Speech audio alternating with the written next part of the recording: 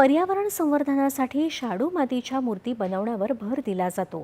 याच उपक्रमाला हातभार लावत वाशिम जिल्ह्यातील शेतकरी मनीष देशमुख यांनी गोमयापासून गणेश मूर्ती तयार केल्या आहेत। वाढती मागणी लक्षात घेता यंदा त्यांनी 1500हून अधिक मूर्ती तयार केल्या आहेत। विशेष म्हणजे मूर्तीच्या विसर्जनानंतर त्या झाडांच्या नैसर्गिक खताचं काम करतात, त्यामुळे पर्यावरणालाही हानी पोहोचत नाही।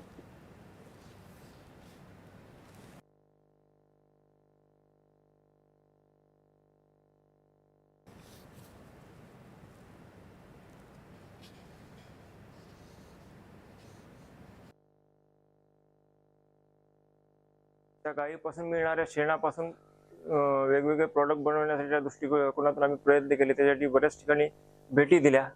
त्या गायीच्या शेणापासून आम्ही आमची शेती आहे, आमच्या घरची 30-40 एकर शेती आहे जवळपास, ती पूर्ण विषमुक्त बनवण्याच्या उद्देशाने आम्ही त्या गायीच्या शेणापासून व्हर्मी कंपोस्ट बनवणे चालू केले।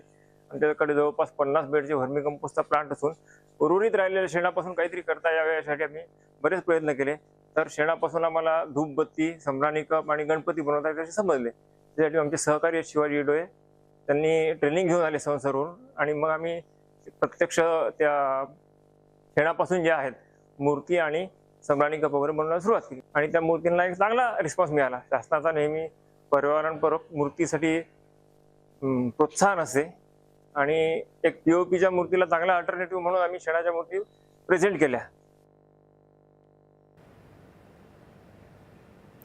केंद्रीय पशुसंवर्धन